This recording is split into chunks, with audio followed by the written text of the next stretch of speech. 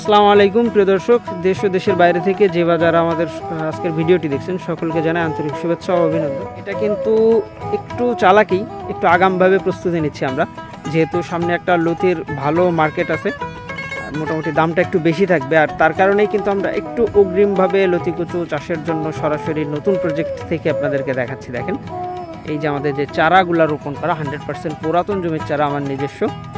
অনেকে আছে যারা একেবারে নতুনভাবে শুরু করতে চায়, তবে প্রশ্নের ভিতরে থাকে যে 1 বিঘা জায়গাতে কতটুকু চারা প্রয়োজন হয়, বা চারাগুলো রোপণের ক্ষেত্রে মাটির নিচে কত ইঞ্চি পর্যন্ত ডাবা দিতে হয়, আর রোপণের আগে কি কি সার ওষুধ দিতে হয়, এই ধরনের বিভিন্ন প্রশ্নের ভিতরে কিন্তু অনেকেই থাকে।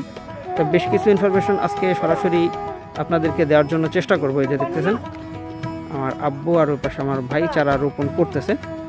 এখানে একটা গাছ থেকে একটা গাছের যে দূরত্ব, এটা মাত্র 18 ইঞ্চি দিতে হবে, আর এইভাবে করে যে লম্বা লাইন হবে, একটা লাইন থেকে পরবর্তী লাইনের যে দূরত্বটা, এটা দিতে হবে 27 ইঞ্চি পর্যন্ত। 27 ইঞ্চি বা 18 ইঞ্চিতে আমাদের চারাগুলো রোপণ করা হয়। আর এই চারাগুলা কিন্তু আমরা প্রতিনিয়ত ডেলিভারি করতেছি মাত্র 2 টাকা পিসেই। আপনারা চাইলেই কিন্তু খুব সহজেই সংগ্রহ করতে পারেন। আপনি যদি চারার কন্ডিশনটা দেখেন তাহলে বুঝতে পারবেন। আমাদের প্রত্যেকটা চারা মোটামুটি 100% পুরাতন জমির চারা। মাত্র 45 দিনের ভিতরে ইনশাল্লাহ আশা করি ফলন আসবে, আর সেটাও পর্যায়ক্রমে আপনাদেরকে দেখানোর জন্য চেষ্টা করব।